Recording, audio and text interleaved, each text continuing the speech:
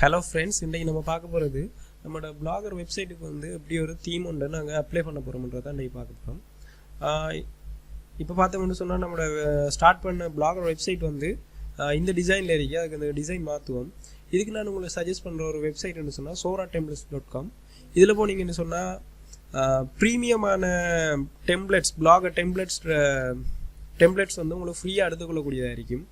அந்த ஃப்ரீயாக கிடைக்கிற அந்த வெர்ஷனில் வந்து சில ஃபீச்சர்ஸ் வந்து உங்களுக்கு இருக்காது.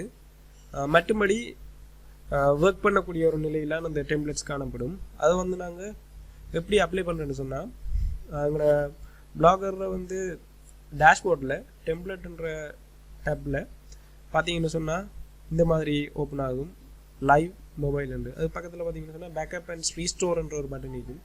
அதை கிளிக் பண்ணிங்கன்னு சொன்னால் இந்த இடத்துல சூஸ் ஃபைல் இருக்கும். இந்த சூஸ் ஃபைலை நாங்கள் கிளிக் பண்ணி நாங்கள் டவுன்லோட் பண்ண தீம்ட ஃபைல், அது ஒரு XML ஃபைலாக தான் இருக்கும். நான் டெஸ்க்டாப்பில் டவுன்லோட் பண்ணியிருந்தேன். இதான் மெக்ஸிலா என்ற ஒரு வெர்ஷன், ஃப்ரீ வெர்ஷனில் இருக்கிற மெக்ஸிலான்ற ஒரு டெம்ப்ளேட் தான் நான் டவுன்லோட் பண்ணியிருந்தது. இதை நான் ஓப்பன் பண்ணி அப்லோட் பண்ணுறேன். அப்லோட் ஆகுது.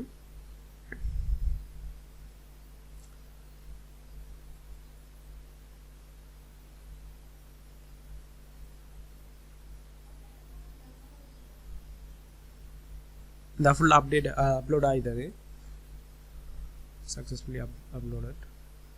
இப்போ நாங்கள் எங்களோட பிளாகர் வெப்சைட் வந்து ரீஃப்ரெஷ் பண்ணி பார்க்கணும்.